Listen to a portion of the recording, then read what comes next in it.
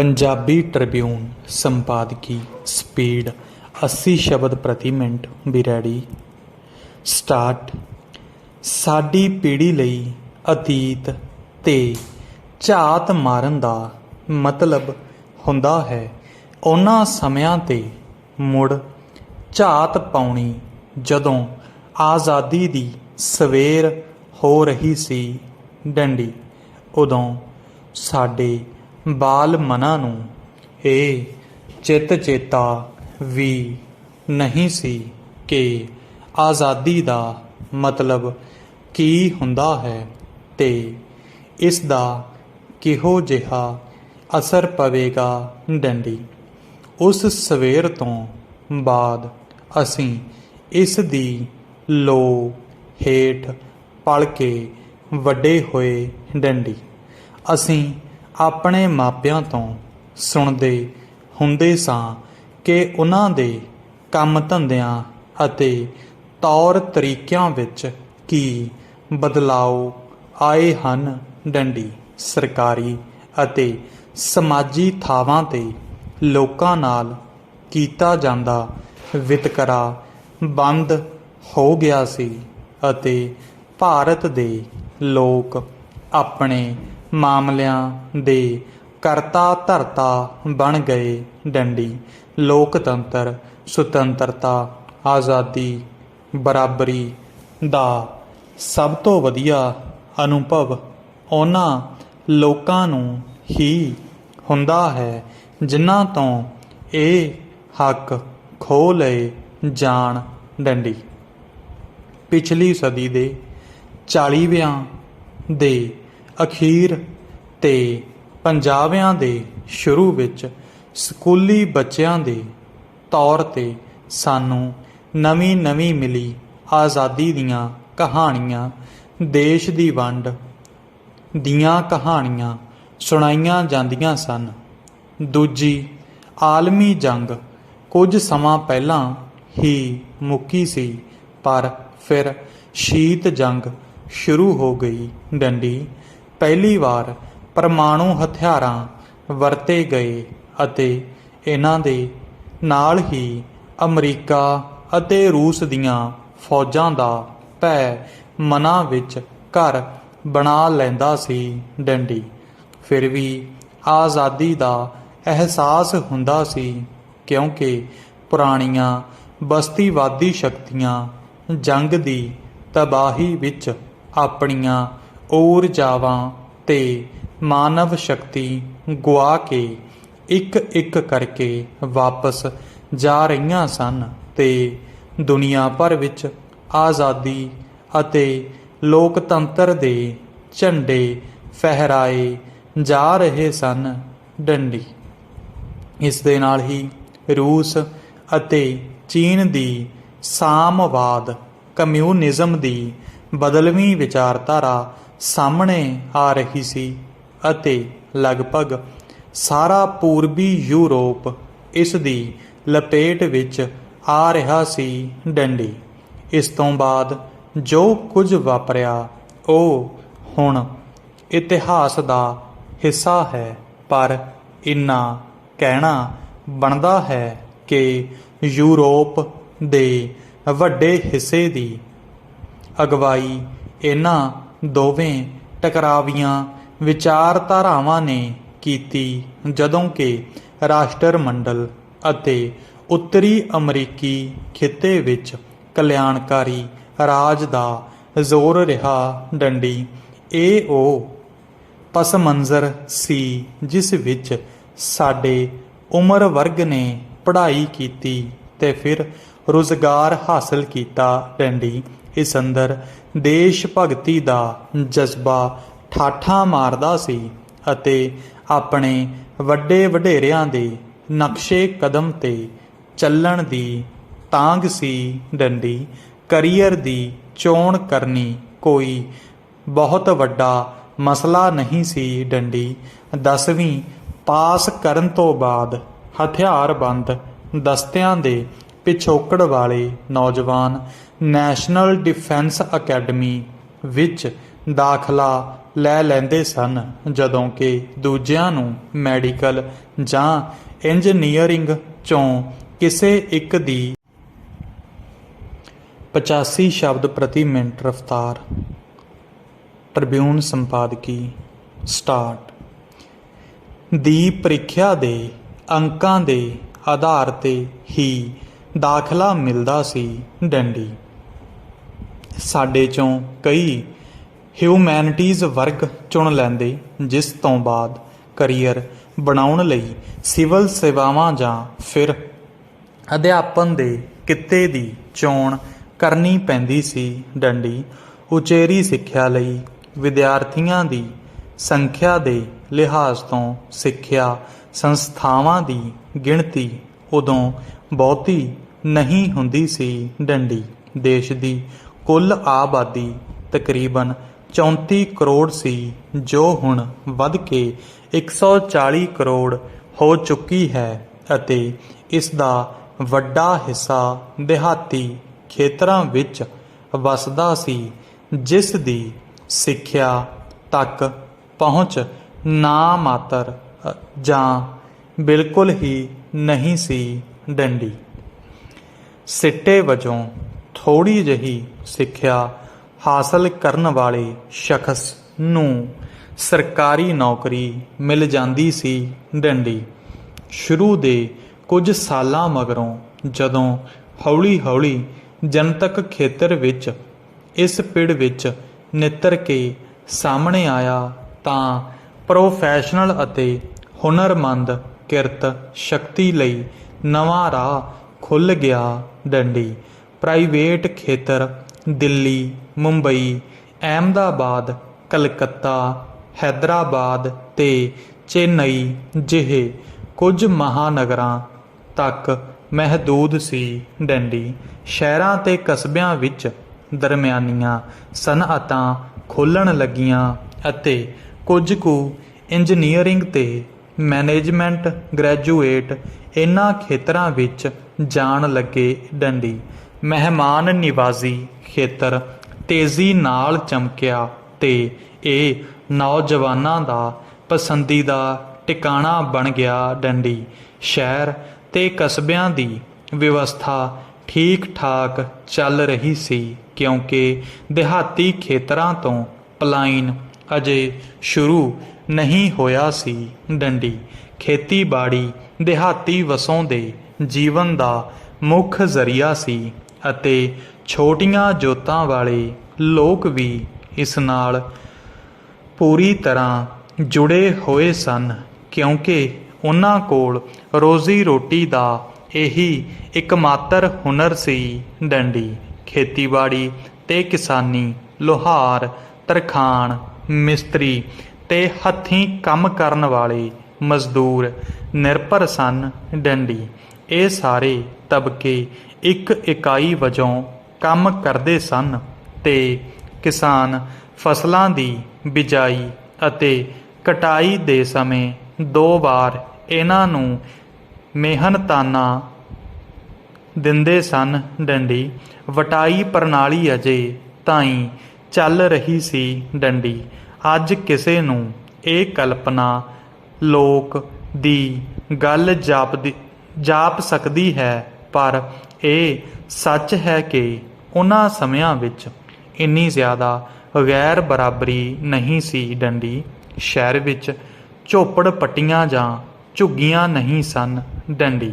ਹਾਲਾਂਕਿ ਵੱਖੋ ਵੱਖਰੇ ਆਰਥਿਕ ਦਰਜੇ ਵਾਲੇ ਤਬਕੇ ਮੌਜੂਦ ਸਨ, ਪਰ ਜ਼ਿੰਦਗੀ ਬਹੁਤ ਸਾਦ ਮੁਰਾਦੀ ਸੀ ਤੇ ਗੈਰ ਬਰਾਬਰੀਆਂ ਨਜ਼ਰ ਨਹੀਂ ਆਉਂਦੀਆਂ ਸਨ ਡੰਡੀ। ਹਰੀ ਕ੍ਰਾਂਤੀ ਨੇ ਸ਼ੁਰੂ ਵਿੱਚ ਖੇਤੀਬਾੜੀ ਨੂੰ ਵੱਡਾ ਹੁਲਾਰਾ ਦਿੱਤਾ, ਪਰ ਇਹ ਬਹੁਤੀ ਦੇਰ ਨਾ ਚੱਲ ਸਕਿਆ, ਕਿਉਂਕਿ ਖੇਤੀਬਾੜੀ ਉਤਪਾਦਨ ਦੀ ਦਰ ਨਾਲੋਂ ਆਬਾਦੀ ਦਾ ਵਾਧਾ ਜ਼ਿਆਦਾ ਤੇਜ਼ੀ ਨਾਲ ਹੋ ਰਿਹਾ ਸੀ ਡੰਡੀ। ਹੌਲੀ ਹੌਲੀ ਖੇਤੀ ਜੋਤਾਂ ਅਤੇ ਆਮਦਨ ਵਿੱਚ ਕਮੀ ਨਜ਼ਰ ਆਉਣ ਲੱਗੀ ਡੰਡੀ। ਪੇਂਡੂ ਨੌਜਵਾਨ ਸ਼ਹਿਰਾਂ ਵਿੱਚ ਨੌਕਰੀਆਂ ਦੀ ਤਲਾਸ਼ ਕਰਨ ਲੱਗੇ ਡੰਡੀ। ਸਭ ਤੋਂ ਪਹਿਲਾਂ ਗੈਰ ਹੁਨਰਮੰਦ ਕਾਮੇ ਬਾਹਰ ਆਏ ਤੇ ਫੈਕਟਰੀਆਂ ਵਿੱਚ ਕੰਮ ਕਰਨ ਲੱਗੇ ਡੰਡੀ। ਉਹਨਾਂ ਤੋਂ ਬਾਅਦ ਅਰਧ ਹੁਨਰਮੰਦ ਕਾਮੇ ਵੀ ਆਉਣ ਲੱਗੇ ਤੇ ਸ਼ਹਿਰੀ ਖੇਤਰਾਂ ਵਿੱਚ ਉਹਨਾਂ ਦੀ ਤਾਦਾਦ ਵਧਣ ਲੱਗੀ ਡੰਡੀ। ਉਹਨਾਂ 'ਚੋਂ ਕੁਝ ਕੁ ਨੂੰ ਨੌਕਰੀਆਂ ਮਿਲ ਗਈਆਂ। ਪੰਜਾਬੀ ਟ੍ਰਿਬਿਊਨ। ਸੰਪਾਦਕੀ ਡਿਕਟੇਸ਼ਨ 90 ਸ਼ਬਦ ਪ੍ਰਤੀ ਮਿੰਟ। ਸਟਾਰਟ। ਪਿੰਡਾਂ ਵਿੱਚ ਜ਼ਿੰਦਗੀ ਔਖੀ ਹੋਣ ਨਾਲ ਪਲਾਇਨ ਹੋਰ ਤੇਜ਼ ਹੋ ਗਿਆ ਅਤੇ ਸ਼ਹਿਰਾਂ ਦਾ ਬੁਨਿਆਦੀ ਢਾਂਚਾ ਇਹ ਬੋਝ ਸਹਾਰਨ ਦੇ ਅਸਮਰਥ ਹੋ ਗਿਆ ਡੰਡੀ। ਆਬਾਦੀ ਦੀ ਤੇਜ਼ ਰਫ਼ਤਾਰ ਤੇ ਪਲਾਇਨ ਕਰਕੇ ਝੌਪੜ ਪੱਟੀਆਂ ਉਗਮਣ ਲੱਗ ਪਈਆਂ। ਅਪਰਾਧ ਬਿਮਾਰੀਆਂ ਦੀ ਅਲਾਮਤ ਵਧਣ ਲੱਗੀ ਅਤੇ ਗਰੀਬੀ ਤੇ ਲਾਚਾਰੀ ਦੇ ਕਰੂਪ ਅਮਾਨਵੀ ਚਿਹਰੇ ਸਾਹਮਣੇ ਆਉਣ ਲੱਗੇ ਡੰਡੀ। ਲੋਕ ਵੋਟ ਬੈਂਕ ਵਜੋਂ ਚੁਣਾਵੀ ਮੰਤਵਾਂ ਲਈ ਵਰਤੇ ਜਾਣ ਵਾਸਤੇ ਸਿਆਸੀ ਪਾਰਟੀਆਂ ਦੇ ਚੁੰਗਲ ਵਿੱਚ ਫਸ ਗਏ ਡੰਡੀ। ਸਿੱਖਿਆ ਢਾਂਚਾ ਖਾਸਕਰ ਦਿਹਾਤੀ ਭਾਰਤ ਅੰਦਰ ਸਮੇਂ ਦੇ ਹਾਣ ਦਾ ਨਾ ਬਣ ਸਕਿਆ ਡੰਡੀ। ਸਿੱਖਿਆ ਸੰਸਥਾਵਾਂ ਦਾ ਕੰਮ ਨਵੀਨਤਮ ਤਕਨਾਲੋਜੀ ਸਹਿਤ ਕੰਮ ਕਰਨ ਦੇ ਯੋਗ ਹੁਨਰਮੰਦ ਪ੍ਰੋਫੈਸ਼ਨਲ ਪੈਦਾ ਕਰਨਾ ਹੀ ਨਹੀਂ ਹੁੰਦਾ, ਸਗੋਂ ਅਜਿਹੇ ਵਿਦਿਆਰਥੀ ਪੈਦਾ ਕਰਨਾ ਹੋਣਾ ਚਾਹੀਦਾ ਹੈ ਜਿਨ੍ਹਾਂ ਅੰਦਰ ਸੋਚਣ ਦੀ ਸਮਰੱਥਾ ਹੋ ਸਕੇ ਡੰਡੀ। ਪਰ ਅੱਗੇ ਚੱਲ ਕੇ ਜੋ ਕੁਝ ਨਿਕਲਿਆ ਉਹ ਸਨ ਰੱਟਾ ਮਾਰਕਾ ਸਕੂਲ ਅਤੇ ਕੁਝ ਇੱਕ ਨੂੰ ਛੱਡ ਕੇ ਨੀਵੇਂ ਮਿਆਰ ਵਾਲੀਆਂ ਢੇਰ ਸਾਰੀਆਂ ਸੰਸਥਾਵਾਂ ਡੰਡੀ। ਇਹ ਗੱਲ ਅੱਜ ਵੀ ਪੂਰੀ ਢੁਕਦੀ ਹੈ ਡੰਡੀ। ਇਸ ਵਿੱਚ ਬਦਲਾਓ ਲਿਆਉਣ ਲਈ ਅਜਿਹੇ ਅਧਿਆਪਕ ਦਰਕਾਰ ਹਨ ਜੋ ਬੱਚਿਆਂ ਦੀ ਇਸ ਰੁਚੀ ਨੂੰ ਨਿਖਾਰ ਸਕਦੇ ਹੋਣ ਡੰਡੀ। ਸਾਡੀਆਂ ਯੂਨੀਵਰਸਿਟੀਆਂ ਅੰਦਰ ਉੱਚ ਮਿਆਰੀ ਅਧਿਆਪਕਾਂ ਅਤੇ ਖੋਜ ਸੁਵਿਧਾਵਾਂ ਦੀ ਲੋੜ ਹੈ ਡੰਡੀ। ਨੋਬੇਲ ਪੁਰਸਕਾਰ ਜੇਤੂਆਂ ਅਤੇ ਚੋਟੀ ਦੇ ਅਹਿਲਕਾਰਾਂ 'ਚੋਂ ਜ਼ਿਆਦਾ ਗਿਣਤੀ ਵਿਕਸਤ ਦੇਸ਼ਾਂ ਦੀਆਂ ਯੂਨੀਵਰਸਿਟੀਆਂ ਤੋਂ ਹੁੰਦੇ ਹਨ ਡੰਡੀ। ਜਦੋਂ ਮੈਂ UPSC 2002 ਤੋਂ 7 ਵਿੱਚ ਸਾਂ ਤਾਂ ਸਾਨੂੰ ਦੱਸਿਆ ਗਿਆ ਸੀ ਕਿ IITs ਭਾਰਤੀ ਤਕਨਾਲੋਜੀ ਸੰਸਥਾਨ ਵਿੱਚ ਅਧਿਆਪਕਾਂ ਦੀਆਂ 30% ਅਸਾਮੀਆਂ ਖਾਲੀ ਹਨ ਡੰਡੀ। ਮੈਨੂੰ ਡਰ ਹੈ ਕਿ ਹੁਣ ਜਦੋਂ IITs ਦੀ ਸੰਖਿਆ ਹੋਰ ਵੱਧ ਗਈ ਹੈ ਤਾਂ ਖਾਲੀ ਅਸਾਮੀਆਂ ਦੀ ਸਥਿਤੀ ਬਦਤਰ ਹੋ ਗਈ ਹੋਵੇਗੀ ਡੰਡੀ। ਅਧਿਆਪਕਾਂ ਤੋਂ ਬਗੈਰ IITs ਖੋਲ੍ਹਣ ਦਾ ਭਲਾ ਕੀ ਲਾਭ ਹੋਇਆ ਹੈ? ਪ੍ਰਸ਼ਨ ਚਿੰਨ੍ਹ। ਇਸੇ ਤਰ੍ਹਾਂ ਸਰਬ ਵਿਆਪੀ ਸਿਹਤ ਪ੍ਰਣਾਲੀ ਯਕੀਨੀ ਬਣਾਉਣ ਦੀ ਲੋੜ ਹੈ ਡੰਡੀ। ਹੁਣ ਅਸੀਂ ਇੱਥੋਂ ਕਿੱਧਰ ਜਾਵਾਂਗੇ? ਪ੍ਰਸ਼ਨ ਚਿੰਨ੍ਹ। ਜਦੋਂ ਆਬਾਦੀ ਦੇ 50% ਹਿੱਸੇ ਨੂੰ ਕਣਕ ਚੌਲ ਦੇ ਕੇ ਗੁਜ਼ਾਰਾ ਕਰਨਾ ਪੈ ਰਿਹਾ ਹੈ ਤਾਂ ਇੰਨੀ ਵਿਸ਼ਾਲ ਆਬਾਦੀ ਹੁਣ ਡੈਮੋਗ੍ਰਾਫੀ ਭੂ ਆਬਾਦੀ ਦੇ ਪੱਖ ਤੋਂ ਲਾਭ ਦਾ ਸਬੱਬ ਨਹੀਂ ਰਹਿ ਗਈ ਡੰਡੀ। ਅਸੀਂ ਦਰਮਿਆਨੀ ਆਮਦਨ ਵਾਲਾ ਮੁਲਕ ਕਿਵੇਂ ਬਣੇ ਰਹਿ ਸਕਾਂਗੇ? ਪ੍ਰਸ਼ਨ ਚਿੰਨ੍ਹ। ਇਸ ਦਾ ਜਵਾਬ ਸਿੱਖਿਆ ਤੇ ਸਿਹਤ 'ਚੋਂ ਮਿਲ ਸਕਦਾ ਹੈ ਡੰਡੀ। ਅਸੀਂ ਰਿਆਇਤਾਂ ਦੇ ਗੱਫੇ ਦੇ ਕੇ ਕਰੋੜਾਂ ਲੋਕਾਂ ਨੂੰ ਗਰੀਬੀ 'ਚੋਂ ਬਾਹਰ ਨਹੀਂ ਕੱਢ ਸਕਾਂਗੇ। ਜਿਵੇਂ ਕਿ ਸਾਰੀਆਂ ਸਿਆਸੀ ਪਾਰਟੀਆਂ ਇਸ ਦੌੜ ਵਿੱਚ ਸ਼ਾਮਲ ਹਨ ਡੰਡੀ। ਇਸ ਸਵਾਲ ਦਾ ਜਵਾਬ ਇਸ ਵਿੱਚ ਪਿਆ ਹੈ ਕਿ ਸਾਡੇ ਨੌਜਵਾਨਾਂ ਦੀਆਂ ਸਮਰੱਥਾਵਾਂ ਅਤੇ ਸਾਡੇ ਕਾਰੋਬਾਰੀ ਆਗੂਆਂ ਦੇ ਅਨੁਭਵ ਦਾ ਇਸਤੇਮਾਲ ਕੀਤਾ ਜਾਵੇ ਡੰਡੀ।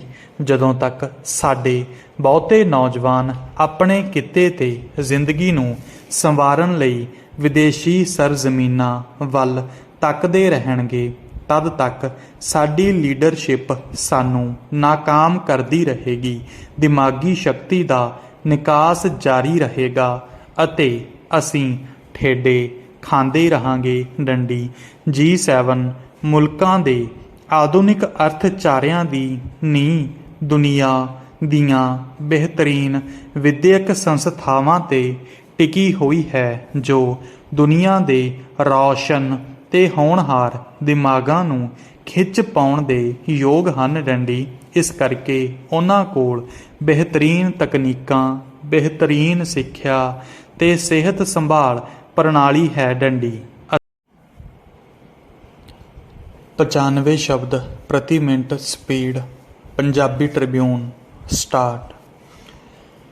ਸਾਡੇ ਨੌਜਵਾਨਾਂ ਦਾ ਸਹਾਰਾ ਭਾਲਣ ਦੀ ਕੋਸ਼ਿਸ਼ ਕਰਦੇ ਹਾਂ, ਪਰ ਇਹ ਨਹੀਂ ਸਮਝਦੇ ਕਿ ਅਸਲ ਵਿੱਚ ਇਹ ਉਹ ਵਿਦਿਅਕ ਸੰਸਥਾਵਾਂ, ਖੋਜ ਸੁਵਿਧਾਵਾਂ ਤੇ ਕੰਮ ਦਾ ਮਾਹੌਲ ਹੁੰਦਾ ਹੈ ਜਿਸ ਵਿੱਚ ਪ੍ਰਵਾਸੀ ਹੋਣ ਦੇ ਬਾਵਜੂਦ ਇਹ ਵਿਦਿਆਰਥੀ ਇਹ ਪ੍ਰਾਪਤੀਆਂ ਕਰਨ ਦੇ ਯੋਗ ਬਣਦੇ ਹਨ। ਡੰਡੀ ਅਜਿਹਾ ਕਿਉਂ ਹੈ ਕਿ ਸਾਡੇ ਨੌਜਵਾਨ ਉਦਮੀ ਲਾਲ ਫੀਤਾਸ਼ਾਹੀ ਦੇ ਚੱਕਰ ਵਿੱਚ ਫਸੇ ਰਹਿੰਦੇ ਹਨ ਅਤੇ ਇੰਜ ਉਹਨਾਂ ਦੀ ਸਾਰੀ ਰਚਨਾਤਮਿਕਤਾ ਦਮ ਤੋੜ ਜਾਂਦੀ ਹੈ। ਪ੍ਰਸ਼ਨ ਚਿੰਨ੍ਹ ਕਿਉਂ ਉਹਨਾਂ ਨੂੰ ਲਾਇਸੈਂਸ ਲੈਣ ਲਈ ਕਤਾਰਾਂ ਵਿੱਚ ਖੜਨਾ ਤੇ ਖੜੇ ਹੀ ਰਹਿਣਾ ਪੈਂਦਾ ਹੈ। ਪ੍ਰਸ਼ਨ ਚਿੰਨ੍ਹ ਸਰਕਾਰ ਦੀ ਭੂਮਿਕਾ ਰਾਹ ਸਾਫ਼ ਕਰਨ ਵਾਲੀ ਹੋਣੀ ਚਾਹੀਦੀ ਹੈ ਕਿ ਨੌਕਰਸ਼ਾਹੀ ਤੇ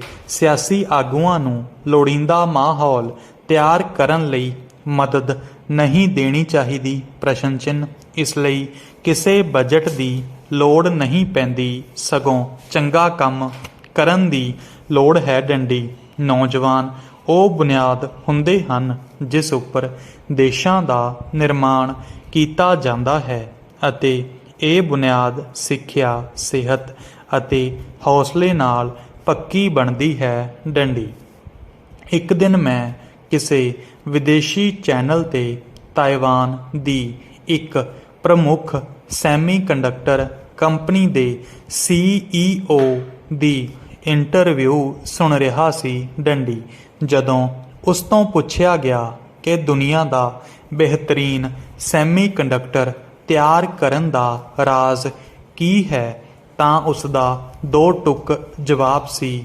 ਸਿੱਖਿਆ।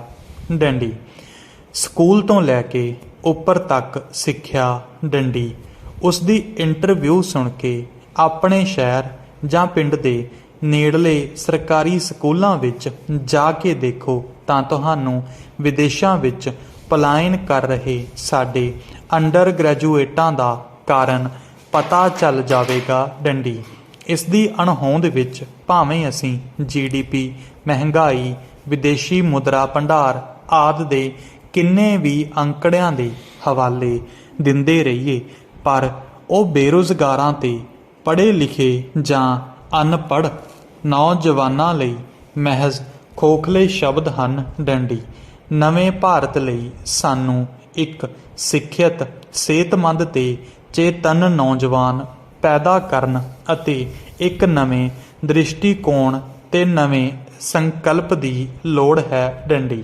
ਅਜਿਹੇ ਨੌਜਵਾਨ ਹੀ ਸਾਨੂੰ ਦੁਨੀਆ ਦੇ ਮੰਚ ਤੇ ਆਪਣਾ ਸਹੀ ਮੁਕਾਮ ਦਿਵਾ ਸਕਦੇ ਹਨ। ਡੰਡੀ ਮੁੱਕਦੀ ਗੱਲ ਇਹ ਹੈ ਕਿ ਸਾਨੂੰ ਸਿਹਤ ਅਤੇ ਸਿੱਖਿਆ ਦੀ ਉਤਸ਼ਾਹੀ ਤੇ ਤਫਸੀਲੀ ਯੋਜਨਾ ਬਣਾਉਣ ਦੀ ਲੋੜ ਹੈ ਅਤੇ ਨਾਲ ਹੀ ਸਾਨੂੰ FDR ਅਮਰੀਕੀ ਰਾਸ਼ਟਰਪਤੀ ਫਰੈਡਰਿਕ ਡੀ ਰੂਜ਼ਵੈਲਟ ਦੀ ਨਿਊ ਡੀਲ ਦੀ ਤਰਜ਼ ਤੇ ਕੌਮੀ ਪੱਧਰ ਤੇ ਬੁਨਿਆਦੀ ਢਾਂਚੇ ਦੀ ਇੱਕ ਬਹੁਤ ਹੀ ਉਤਸ਼ਾਹੀ ਯੋਜਨਾ ਬਣਾਉਣ ਦੀ ਲੋੜ ਹੈ, ਜਿਸ ਨਾਲ ਕਰੋੜਾਂ ਨੌਕਰੀਆਂ ਪੈਦਾ ਹੋ ਸਕਣ ਅਤੇ ਵਿਕਾਸ ਦੇ ਮਾਰਗ ਤੇ ਵੱਡੀ ਪੁਲਾਂਘ ਭਰੀ ਜਾ ਸਕੇ। ਡੰਡੀ ਆਪਣੀ ਗੱਲ ਮੈਂ FDR ਦੇ ਕਥਨ ਨਾਲ ਹੀ ਖਤਮ ਕਰਨਾ ਚਾਹੁੰਦਾ ਹਾਂ, ਜਿਨ੍ਹਾਂ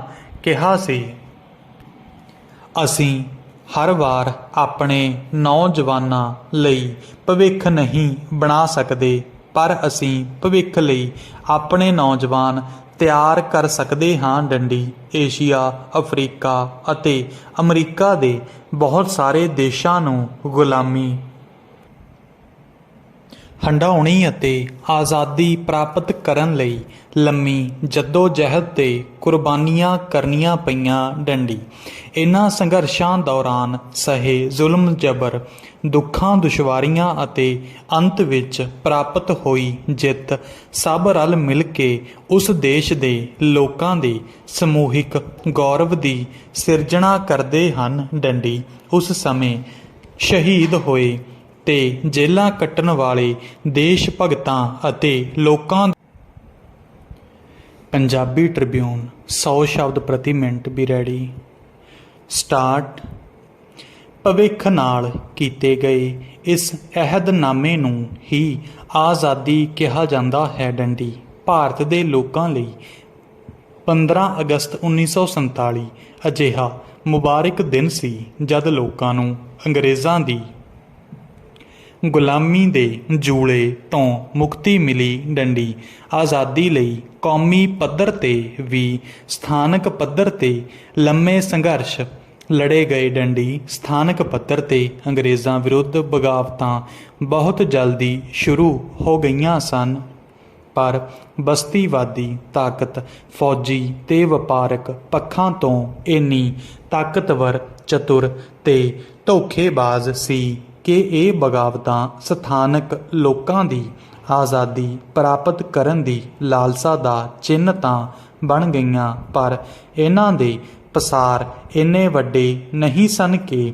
ਉਹ ਬਸਤੀਵਾਦੀ ਹਕੂਮਤ ਨੂੰ ਅਸਥਿਰ ਕਰ ਸਕਦੀਆਂ। ਡੰਡੀ ਕੌਮੀ ਪੱਧਰ ਦੀ ਸਭ ਤੋਂ ਵਿਆਪਕ ਲੜਾਈ 1857 ਦੇ ਗਦਰ ਦੇ ਰੂਪ ਵਿੱਚ ਲੜੀ ਗਈ, ਜਿਸ ਨੂੰ ਅੰਗਰੇਜ਼ਾਂ ਨੇ ਮਹਿਜ਼ ਸਿਪਾਹੀਆਂ ਦੀ ਬਗਾਵਤ ਅਤੇ ਕੁਝ ਰਾਜਿਆਂ ਰਜਵਾੜਿਆਂ ਦਾ ਵਿਦਰੋਹ ਦੱਸਿਆ, ਪਰ ਇਸ ਵਿੱਚ ਆਮ ਲੋਕਾਂ ਦੀ ਵਿਸ਼ਾਲ ਪੱਧਰ 'ਤੇ ਸ਼ਮੂਲੀਅਤ ਅਤੇ ਉਸ ਦੌਰਾਨ ਪ੍ਰਾਪਤ ਕੀਤੀ ਗਈ ਕੌਮੀ ਏਕਤਾ ਦੇ ਪਸਾਰ ਇੰਨੇ ਵੱਡੇ ਸਨ ਕਿ ਇਹ ਵਿਦਰੋਹ ਦੇਸ਼ ਦੀ ਆਜ਼ਾਦੀ ਦੀ ਪਹਿਲੀ ਲੜਾਈ ਮੰਨਿਆ ਗਿਆ। ਡੰਡੀ ਸਥਾਨਿਕ ਵਿਦਰੋਹਾਂ ਦੇ ਵੱਖ-ਵੱਖ ਆਗੂਆਂ ਨੇ ਆਖਰੀ ਮੁਗਲ ਬਾਦਸ਼ਾਹ ਬਹਾਦਰ ਸ਼ਾਹ ਜ਼ਫਰ ਨੂੰ ਆਪਣਾ ਆਗੂ ਮੰਨ ਲਿਆ। ਡੰਡੀ ਲੋਕ ਬਹੁਤ ਬਹਾਦਰੀ ਨਾਲ ਲੜੇ, ਥਾਂ-ਥਾਂ 'ਤੇ ਬਗਾਵਤਾਂ ਕਰਕੇ ਜਿੱਤਾਂ ਪ੍ਰਾਪਤ ਕੀਤੀਆਂ, ਪਰ ਬਸਤੀਵਾਦੀ ਹਕੂਮਤ ਨੇ ਇਸ ਵਿਦਰੋਹ ਨੂੰ ਬਹੁਤ ਚਤੁਰਾਈ ਅਤੇ ਕਰੂਰਤਾ ਨਾਲ ਕੁਚਲ ਦਿੱਤਾ। ਡੰਡੀ ਲੜਾਈਆਂ ਵਿੱਚ ਮਾਰੇ ਗਏ ਸਿਪਾਹੀਆਂ ਦੇ ਨਾਲ-ਨਾਲ ਹਜ਼ਾਰਾਂ ਲੋਕ ਜਨਤਕ ਤੌਰ 'ਤੇ ਫਾਂਸੀ 'ਤੇ ਲਟਕਾਏ ਅਤੇ ਰੁੱਖਾਂ ਨਾਲ ਬੰਨ੍ਹ ਕੇ ਸਾੜੇ ਗਏ। ਡੰਡੀ ਇਸ ਵਿਦਰੋਹ ਨੇ ਪਹਿਲੀ ਵਾਰ ਲੋਕਾਂ ਵਿੱਚ ਇਹ ਚੇਤਨਾ ਲਿਆਂਦੀ ਕਿ ਉਹ ਗੁਲਾਮ ਹਨ। ਇਹ ਵਿਦਰੋਹ ਆਜ਼ਾਦੀ ਸੰਘਰਸ਼ ਦਾ ਉਗੜਵਾਂ ਚਿੰਨ੍ਹ ਬਣ ਗਿਆ।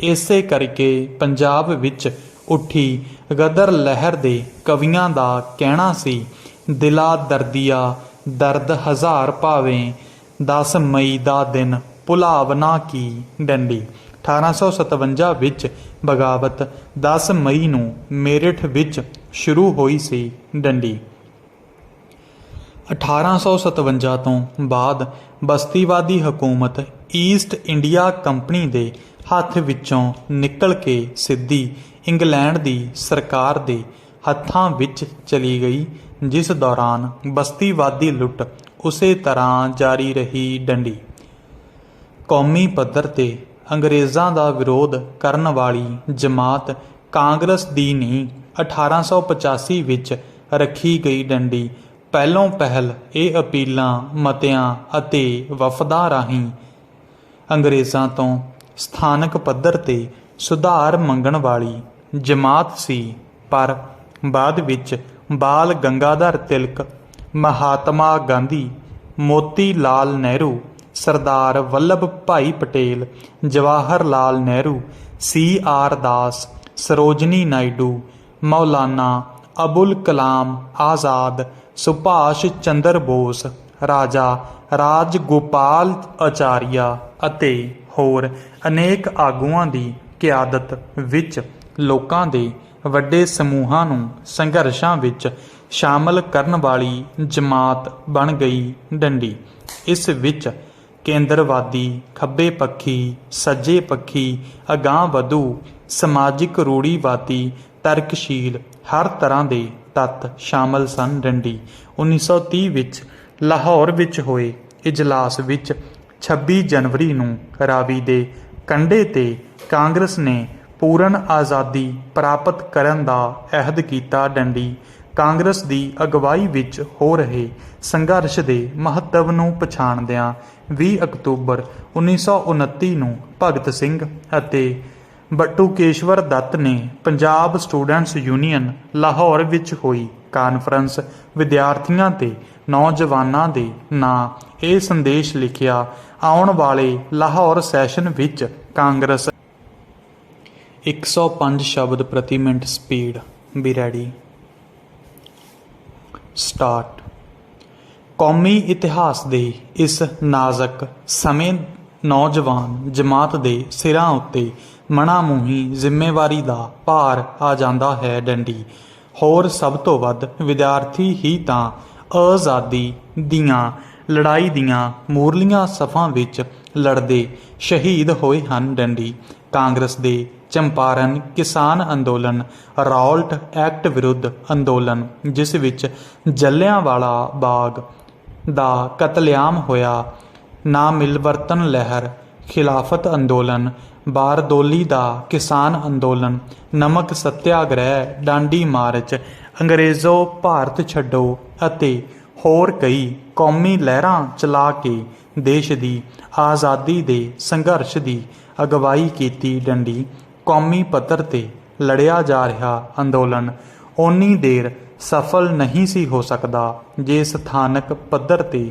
ਵੱਖੋ-ਵੱਖ ਅੰਦੋਲਨ ਨਾ ਹੁੰਦੇ। ਡੰਡੀ ਦੇਸ਼ ਦੇ ਚੱਪੇ-ਚੱਪੇ 'ਤੇ ਇਹ ਅੰਦੋਲਨ ਹੋਏ। ਡੰਡੀ ਜੇ ਪੰਜਾਬ ਦੀ ਹੀ ਉਦਾਹਰਨ ਲਈਏ ਤਾਂ ਕੁਝ ਅੰਦੋਲਨ ਇਸ ਪ੍ਰਕਾਰ ਹਨ। ਡੰਡੀ 1849 ਵਿੱਚ ਲਾਹੌਰ ਦਰਬਾਰ ਦੀ ਫੌਜਾਂ ਦੀ ਹਾਰ ਅਤੇ ਅੰਗਰੇਜ਼ਾਂ ਦੇ ਪੰਜਾਬ 'ਤੇ ਕਾਬਜ਼ ਹੋਣ 'ਤੇ ਬਾਅਦ ਭਾਈ ਮਹਾਰਾਜ ਸਿੰਘ ਅਤੇ ਹੋਰਨਾਂ ਨੇ ਅੰਗਰੇਜ਼ਾਂ ਵਿਰੁੱਧ ਸਾਜ਼ਿਸ਼ਾਂ ਕਰਨੀਆਂ ਸ਼ੁਰੂ ਕਰ ਦਿੱਤੀਆਂ ਸਨ। ਡੰਡੀ ਉਹਨਾਂ ਨੂੰ ਜਲਾਵਤਨ ਕਰ ਦਿੱਤਾ ਗਿਆ। ਡੰਡੀ 1857 ਵਿੱਚ ਨੀਲੀ ਬਾਰ ਵਿੱਚ ਅਹਿਮਦ ਖਾਨ ਖਰਲ, ਰੋਪੜ ਵਿੱਚ ਸਰਦਾਰ ਮੋਹਰ ਸਿੰਘ ਅਤੇ ਜੈਤੋ ਵਿੱਚ ਸ਼ਾਮ ਦਾਸ ਦੀ ਕਿਆਦਤ ਵਿੱਚ ਬਗਾਵਤ ਹੋਈ। ਡੰਡੀ ਬਾਅਦ ਵਿੱਚ ਕੂਕਾ ਲਹਿਰ, ਪਗੜੀ ਸੰਭਾਲ ਜੱਟਾ ਲਹਿਰ, ਗਦਰ ਲਹਿਰ, ਰੌਲਟ ਐਕਟ ਵਿਰੁੱਧ ਲਹਿਰ,